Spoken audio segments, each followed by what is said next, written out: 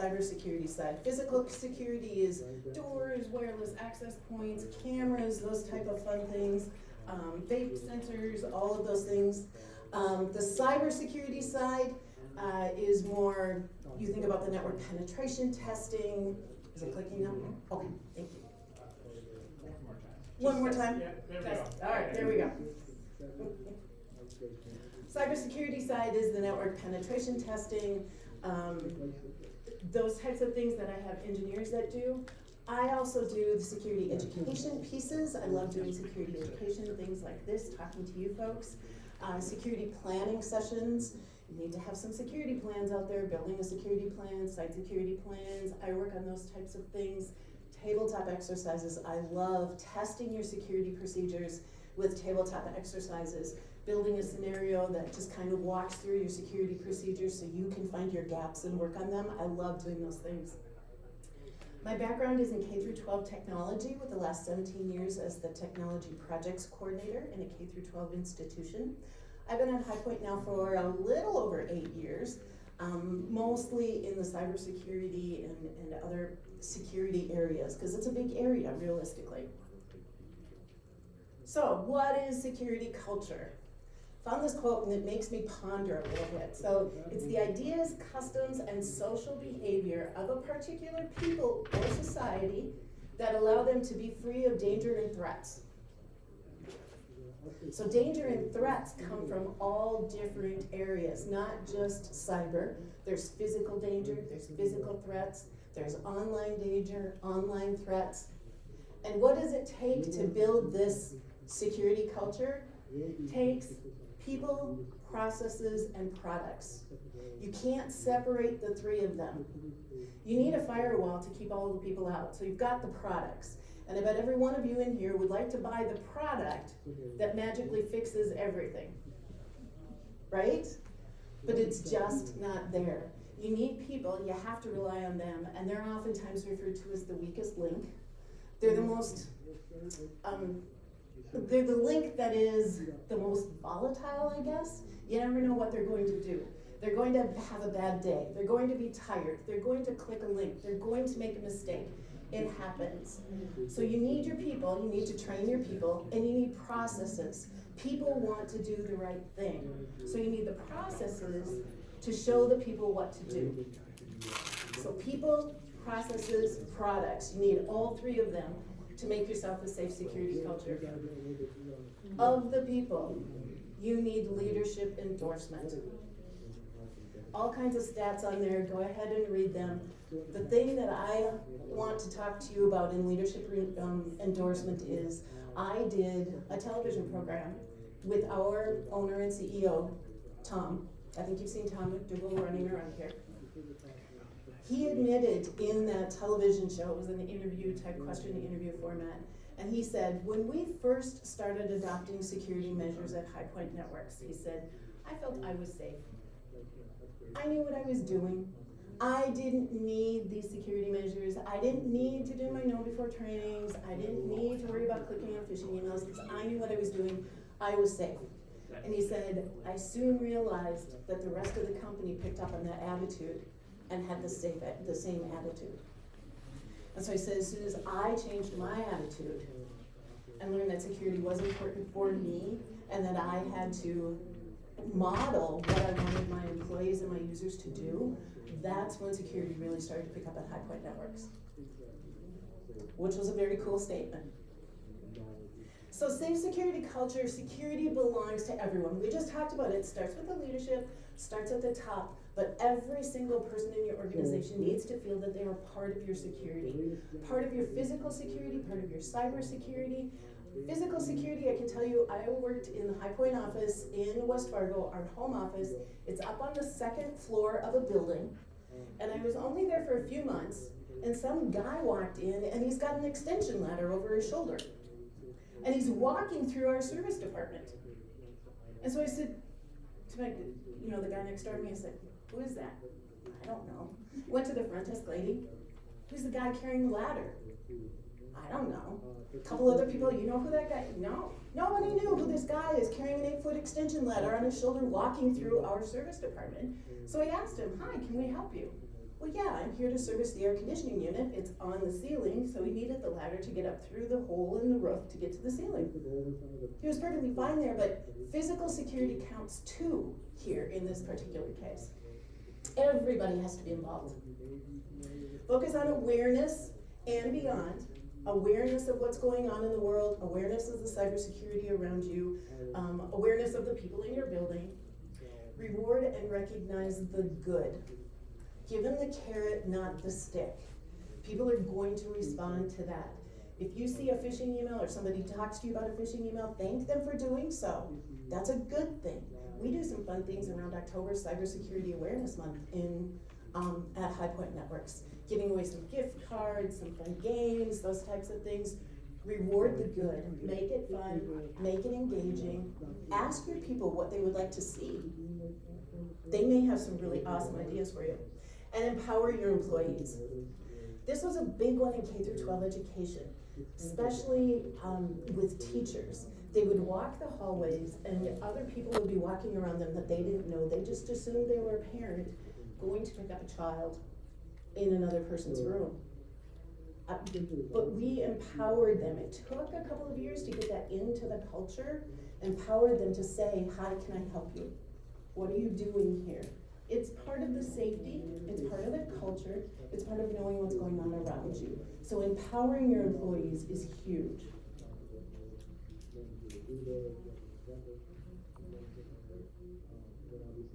Oh, wait, clicking the wrong button, sorry.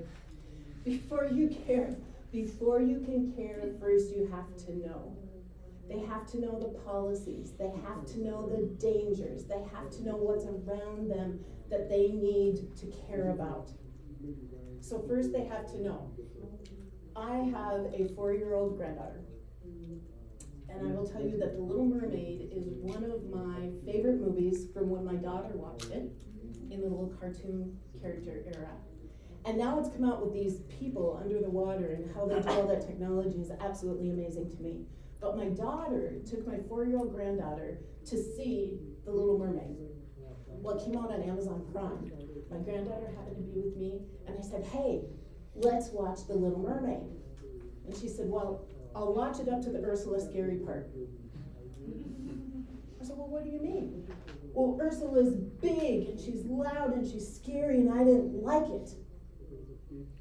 Okay, I get that. But Ursula will be smaller on my TV in the living room. She won't be as big and scary. Oh, yeah. And I said, we have a remote control. We can turn the sound down. Oh, yeah, we didn't have a remote control in the theater, she said. And she said, you know what? I can put all of my babies around me so that we can keep them all safe on the couch. Yeah. And we can put a pillow in front of ourselves to protect ourselves from Ursula. Yeah. And then we can get a blanket and put it over our heads in case we don't want to watch her. I said, of course. She said, and then we can plug our ears when she gets really loud if you don't do the remote, Grandma. Yep, you can. And I realized this conversation that Harper and I just had was security in layers. So my smaller TV, we put firewalls in place to make the world smaller coming at us. We reduce the amount of bad stuff that's coming at us. We can use that remote control. We've got email security measures that now keep things out of your mailbox, right? So we're controlling the sound. We're controlling the white noise that's coming into your mailbox and coming to you. Babies around her? Absolutely. Keep your babies around you so that you can keep all of your people in line. Let them know that you're safe. Let them know that we have you covered. Let them know that we care about you. We know you're there. Oh, the pillow in front? You've got endpoint protection everywhere, don't you? I hope. Keeping yourself safe from malware and all those types of things. That's protecting us right in front. Blanket over the top. I'm assuming you're doing GUIP blocking on your firewalls and those types of things to keep your people safe. So that we are hiding ourselves from Russia and all of those types of things. And then she has the ability to plug her ears. This is where you have to tell all of your users you have the ability to help us with security. We need your help, we want your help, we need you to do the right thing. So, how do we tell our users we have you covered? How do we get all our babies on the couch, right? It all starts with a plan. We have to have some type of a security plan. We need the basic steps, right? What are we trying to protect? Know what hardware we have on our networks, because if you don't know what's there, you can't protect it. Know what software your users are using. Train your users. Know before is something I'm going to talk about because that's what we do at High Point Networks, but there are other products. You don't have to use know before. Do some type of training regularly. Vulnerability management. You can scan all you want. If you don't remediate those vulnerabilities, not doing you any good. So the vulnerability management pieces are huge. Access control management. Let your users know that, you know what, not everybody has admin access and there's a reason for that. We want to protect you. We don't want you to make a mistake when you have admin privileges. So how are you controlling those types of things? Let your users know why. You need a site security policy. That's the who and how. Who gets in the building? Who gets in the server room? Do you have an acceptable use policy? Do people sign it once a year so that they know what their responsibilities are to keep them safe? Training again. What's the process for training? Incident response, you gotta have one of those. They talked about it this morning. You have to have an incident response plan. If you're having a bad day, what's the first thing you're gonna do? Who are you gonna contact? How are you gonna contact? You need all of those ducks in a row. You don't ever wanna have the bad day, but you gotta have your ducks in a row for it. And then your business continuity, disaster recovery. You need to let your employees know we've got you covered. If something happens, if we're having a bad day, if a backhoe takes out our fiber line, not even something we can control, right? We've got you covered. We have a way that we are going to keep the business running. We may send you home for a day, but we are going to get plans in place and we've got you covered. We know where we're going as a business. We are secure, we've got you. Again, before you can care, you have to know what are the basics that your users can do in order to keep themselves and the company safe. And when you're talking about all of these things, bring it home. Tell them to tell their aunt, tell their niece, tell their grandma, tell their mom, tell their dad. Bring security culture not only at the business level, but if you make it personal for them, they're gonna like that.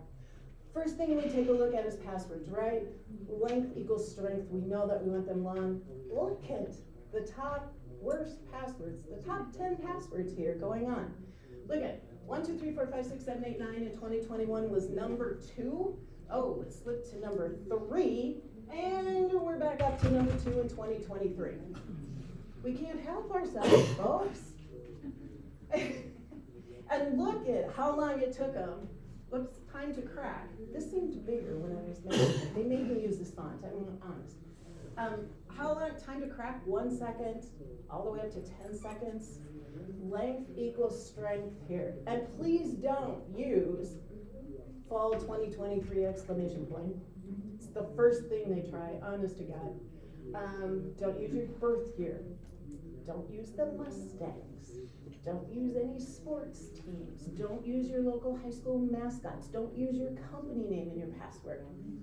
These are all common things that our penetration testers do. And it's not like you've got some guy sitting in there at the computer typing in your login and trying a password. Type your login, try a password. This is all automated.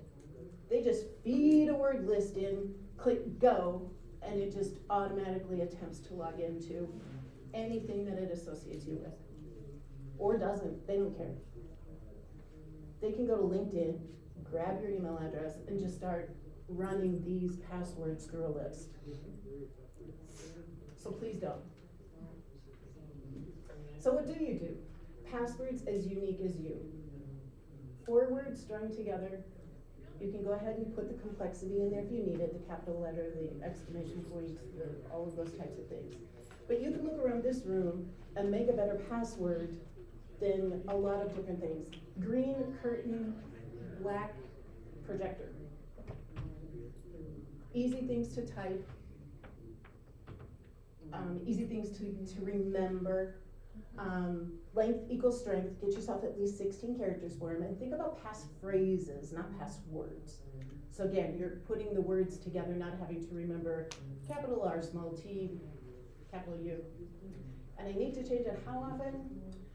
Well, remember that guy that told us we should have 8 characters with a capital and a couple of numbers and a symbol and everything in there? They've completely changed their mind now. Get yourself to 16 characters, and technically they say you don't need to change your password unless it's been compromised. My thought on that is you don't always know it's been compromised until it's 6 or 8 months later, or maybe even never. So suggesting once a year. But if you get your users to longer passwords, tell them, hey, the benefit of this is we only need to change this once a year from now on. And how do we keep track? Unique passwords for everything. How many places do you log into in a day? 20? 20? Yeah? So password managers are the key then. There are a few listed up here. I am not advocating for any one of them. Just find a password manager. Consider a family plan. I have a family plan, got my kids on the plan with me, so that they also have the password manager and can keep things safe. Again, making this about families as well as your company or your users. So, question time. I know there is QR codes are scary, but honest to God, this one is good. It's going to take you to a place called Direct Poll. So if you want to get your phones out, we have a question. You folks at home, join us. You should be able to scan the QR code online, or we've got the little URL up there too. Okay, and the QR code will stay up here. There we go. QR code is still down here. So, in a study done by security.org, what percentage of people use curse words in their password?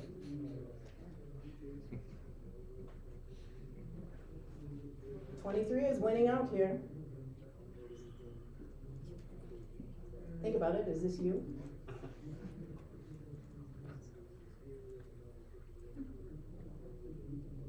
How are we doing? Got some new ideas for me. Gentleman in the back now has new ideas for his password. Let's see, I can get.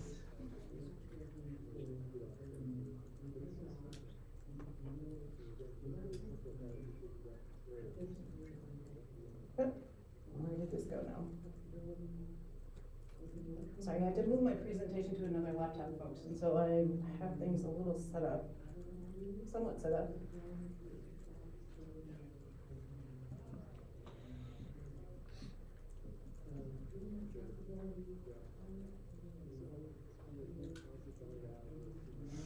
%. 42% of people out there use curse words in their password. So that's kind of this side of the room right here.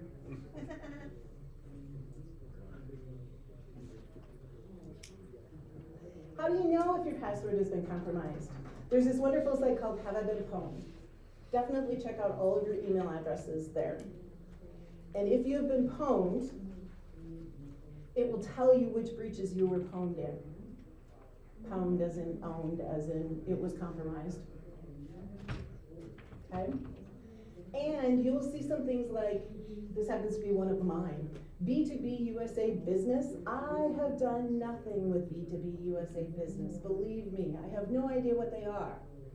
But my guess is some site that I was pwned in sold my information to B2B USA Business. So even if you don't recognize it, it doesn't mean that it's wrong. It just means that maybe you were sold.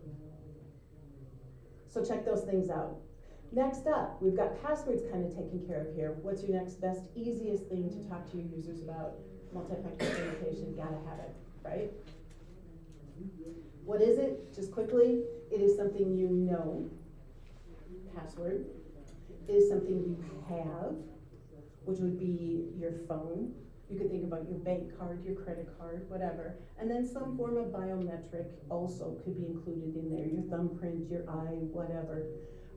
So set it up absolutely every place that you can. If you're using it at work, great. Set up a campaign to tell your users, we care about you, please use multi-factor everywhere. What if you didn't initiate the request? What should you do? Head shaking. Don't approve. Don't approve? Don't approve and change your password. Don't approve, change password? Report it to support. And report it. You guys got it.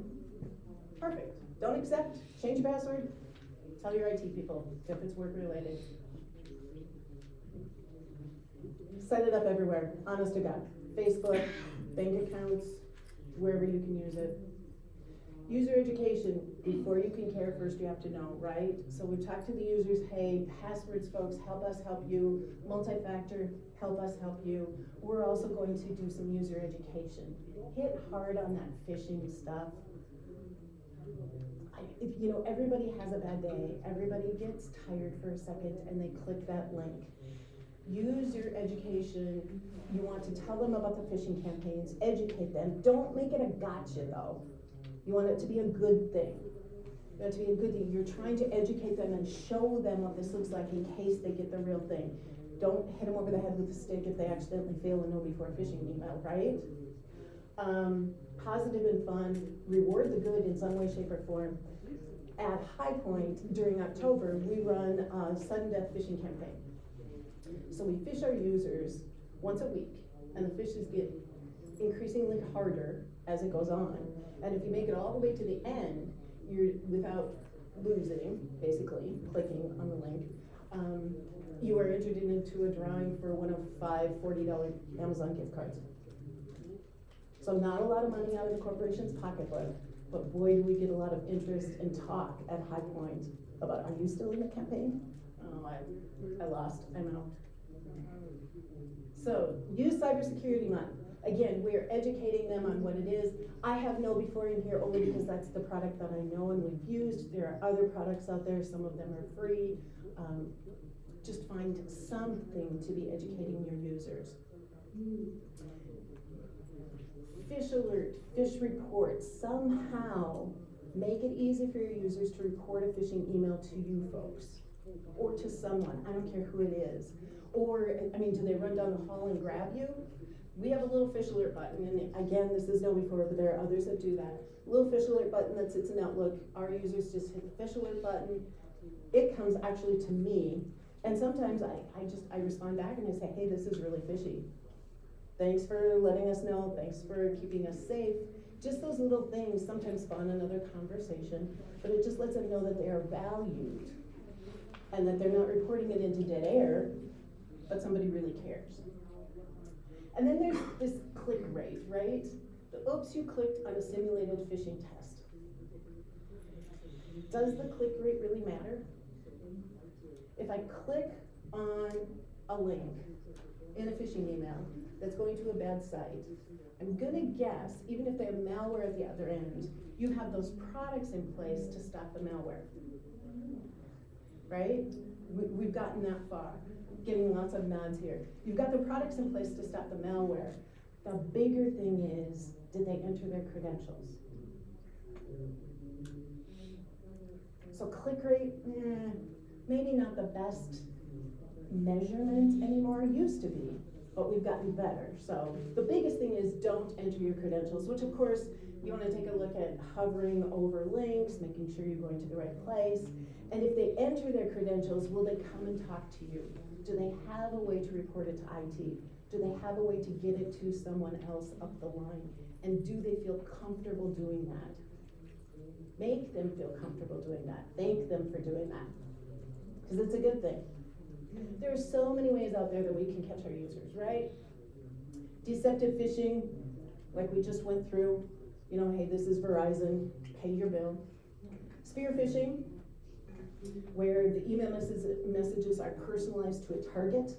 That oftentimes goes to accounting. Hey, this is Tom McDougall, please make this wire transfer right away. Wire transfers, by the way, accounting, money, anything to do, never over email alone. Never over email alone. Always gotta have another conversation if you've got email only. Whaling, this is where scammers are are targeting high-ranking executives because they know that they have the information that they want, right? They have the access. So they're targeting them with whaling. Vishing, those fraudulent phone calls, call you and say, hey, this is your grandson's captor. He's being held in jail here. Send $5,000 to XYZ. Grandmas are falling for that, and grandpas are falling for that. So playing on their emotions, right? Smishing. And smishing, which is the text messaging one, same type of thing. I just got one today. My UPS package couldn't be delivered because the address was incorrect. Click here. Did you? Yep. Click here to give us your real address. And then quishing, which you didn't fall for when you hit my QR code. So you have to watch where those QR codes go to, right? Making sure that the QR code that is on the table to give you the menu is actually still attached and somebody hasn't slid something over the top of that QR code to send you to a different site. Vishing itself, a couple of quotes on MGM that I just think this is quite interesting. I love this one, right? All it took is one phone call to take down a $33 billion casino. One vishing phone call, where they found some information on LinkedIn, called the MGM help desk, and took down MGM. Kind of a big thing from such a small piece that started, right? So just training your users on these types of things is important. Training them again, empowering them to ask who's there. Do you trust your copier repairman? Because I can tell you, that's how my cyber guy gets in. He'll call and he'll pre-text and he'll say, hey, this is your copier company. We just got an error off of your copier in the lounge. I'm sending a guy over to fix it in about 30 minutes. If you just let him in, that'd be great. And I can tell you at a location down in Texas, my cybersecurity engineer walked in and said, I think they called you about a half an hour ago, and you have an error on a printer or copier here. Can you take me to that copier? And they said, sure. They escorted him past all of the locked doors, past the iPad where everybody has to sign in and give all their credentials, and they plopped him in a copier room where he plugged in quickly all of his network capturing devices and captured everything that was going through the network to the copier. So, do you trust? Trust but verify. You get the guy with all of the donuts, we're all happy to help, right? I come in, I'm full of donuts. Obviously, I'm here to bring sunshine and happiness. Will you hold the door for me? Most will, right? Those are the things that we have to kind of let them know about. Question time. Back to that same thing, you should probably just be able to refresh if you didn't have the QR code before. So, according to the 2023, we should, oh, hey, hold on. Am I still talking here? What? Resume. Resume. It did not resume. Go. Oh. There we go. One more? Thank you. Yeah. Okay, then she's ready to go. Okay. There we go. Right now, whatever. According to the 2023 Verizon Data Breach Report, what percentage of data breaches were initiated by stolen credentials? Yeah, so.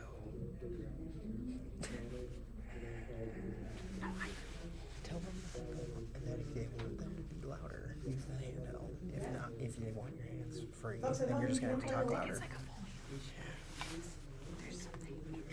86 is winning here. 1354, It wouldn't surprise 86. me if there's an internal microphone in the ceiling, because a lot of hotels do have that, like usually. See if we can get an answer here.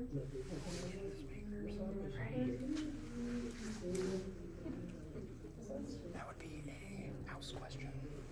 I mean, let's see if they're still. Okay. Are they still having issues? Oh, let's hit the stop button.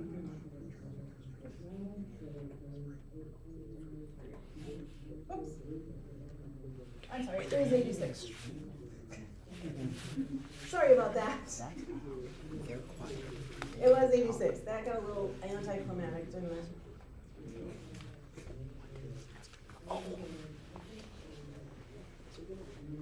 So, stolen credentials have really gained ground as we make all of the products better. They can't get around the products anymore. So the stolen credentials are the easiest way in. So, rewards from the safe security culture, right? Also known as Nick didn't get this. So a little story for you, just about a safe security culture. High Point actually was the victim, intended victim, I think you would say, of a phishing campaign. So, like I said, beware the fish click. We were talking about that before, but what if you actually weren't the fish recipient? So there was an email that went to one of our vendors that we order from quite often. So it's common to see an email from one of our procurement folks to this particular vendor. The email said it was from Nick Valentine, who is one of our procurement people. Notice it's Nick_Valentine at highpointnetworksllc.com.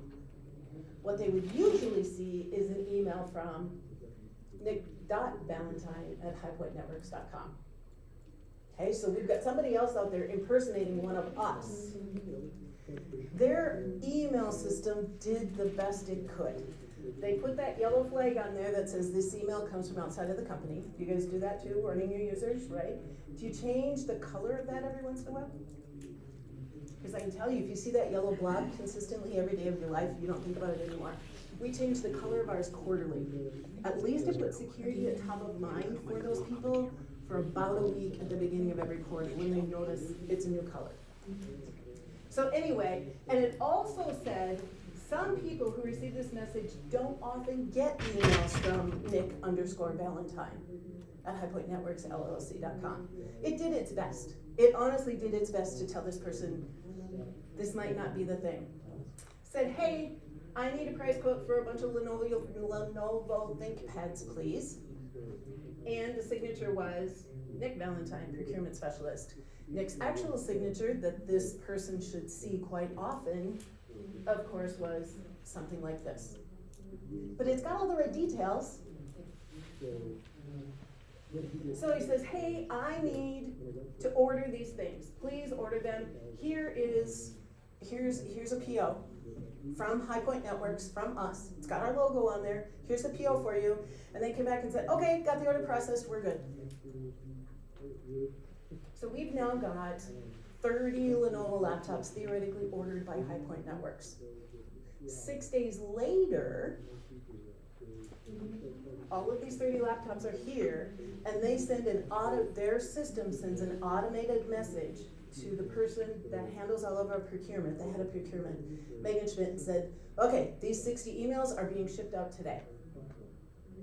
Megan looks at this and says, well, this is Nick, not me. So she forwards it to Nick, and we find out that these 30, with a little bit of looking into, these 30 Lenovo ThinkPads are being just shipped to this place in New York. And then the second set of laptops was ordered also using that spoofed email, and they were being shipped to a location in Dallas, Texas. So the invoice was going to come to High Point Networks, and the computers were going here. So because we had created that safe security culture, both Megan and Nick realized something was going on. So they jumped on the phone right away, contacted High Point Networks internal IT and said something fishy is weird here. So internal IT was then alerted, just kind of watching our stuff. We didn't think we had been compromised. We didn't think we had a real incident here. It wasn't really us. But, just in case, we're going to watch things. We'll do further investigation. They did get a hold of the vendor. The vendor actually went out to their shipping dock and pulled those laptops off of the shipping dock. So we were that close to going out the door. They were that close to winning in their scam. They pulled it back. But now the end piece, right? Our vendor now has to credit us for all of those. High Point has to deal with all the credits and all of those types of things. So all of the end busy work that has to happen is a pain as well. But Nick did not get fished. He was just wrapped up in a fishing campaign unbeknownst to him. Business email compromise is on the rise. Again, from the Verizon 2023 report, it is much easier for them to put a bunch of fishing lines in the water before they go to bed. And in the morning, just wake up and see which line has a fish on it. And then we'll just keep working with you. It's all automated for them. It's the easiest way to go. They don't have to try to get around your firewall anymore. Let's just head for the users. So that's why we want our users to feel safe. We want them to feel secure. We want them to know what to care about.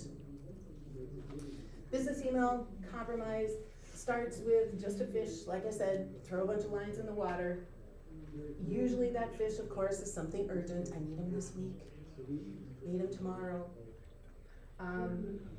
Damage social engineering, if this is a social engineering attack, right? If they're successful, lots of damages, whatever they can get access to, maybe they get money from the laptops that they sold, maybe they get into your system and get some personal information data, but lots of things could be the result of this. So good training is important.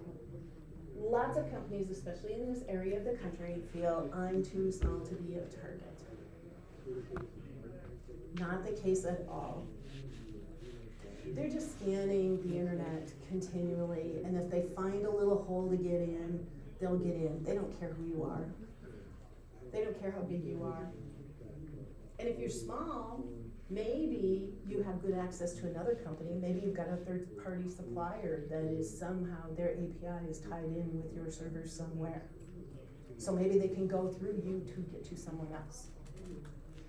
Or maybe they can get your data and sell it on the dark web. Nobody knows who you are, it doesn't matter. They're buying that data all the time just to see if they can get to you. So they don't know if it came from a tiny, small company or not. Nobody is too small to be a target anymore. And actually, if you look at Trusted Sec, the highest demographic of incident response, small to medium businesses. They don't think that you train your users. You don't have enough IT staff to keep up with what's going on in the world. So small is a target as well as big.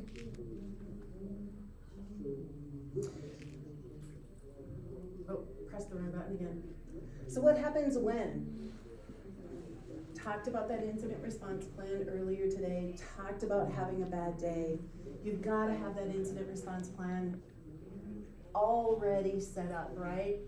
Prepare, continue to detect and analyze, respond if necessary, learn from your responses, start all over again. Test your plan by doing tabletop exercises. Check your cybersecurity insurance. As Sean was saying earlier today, do they have a response team that is going to help you? You'll want to know that. If they don't, you might want to start looking for one that you will at least want to work with. Will they pay a ransom? Cyber insurance is getting, there's kind of two now. There's getting your business back up and running, and then there's paying the ransom and dealing with the bad guys. Kind of two areas of cyber insurance that are growing and blooming right now. One more question here. See if we can get this right. Come on. Start the poll again. Start the poll again. You're missing. There we go.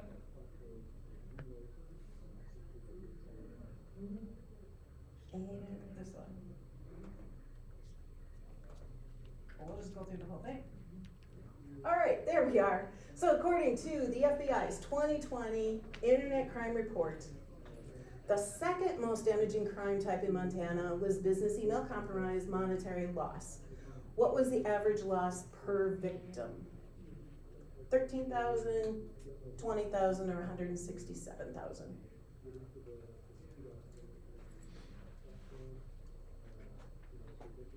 Some of you have read the report.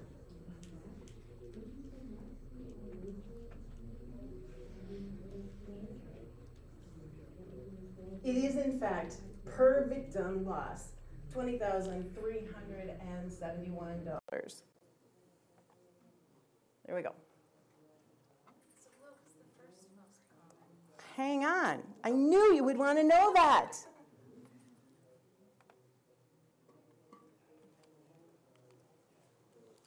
Most damaging crime in Montana, and this is 2020. That was the most recent statistics that I could find. So investment monetary loss. So they basically are tricking people into investing money with them into fraudulent things. Second one was your business email compromise. And then look at number 3, confidence, fraud, and romance. So again, playing on your emotions, playing on your money, playing on your emotions, doubly playing on your emotions.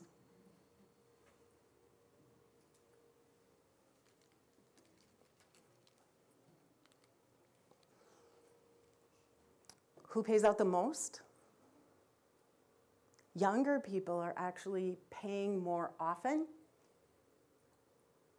Older people are paying more money. So we've done some things to help our cybersecurity culture. Time to assess. If you use KnowBe4, they actually have a security culture survey. You can send that out to your folks, measure your security culture, see how you're doing. It gives you a nice little index, and then you have a baseline and something to use to move forward on. There are plenty of free ones out there. Just Google Cybersecurity Culture Survey. Plenty of free ones out there to use as well. So just reminding everyone, cybersecurity belongs to everyone. To have a safe security culture, you have to have policies in place, rules in place that your people know they want to do the right thing, so make it easy for them to do the right thing. Be positive, be engaging. Use October, Cybersecurity Month now, a chance to do some fun things. High Point Networks, we currently are running the security phishing campaign. I have a survey out there now finding out which password manager they're using. So if they answer that survey, they get entered into a drawing for a gift card. We will be doing Have I Been Pwned? I'm going to have, if they go to Have I Been Pwned, type in their email address, send me a screen snapshot of the results. You get entered into a drawing for an Amazon gift card. All of these little things get people excited and talking about security. So fun, engaging, empowering. Questions?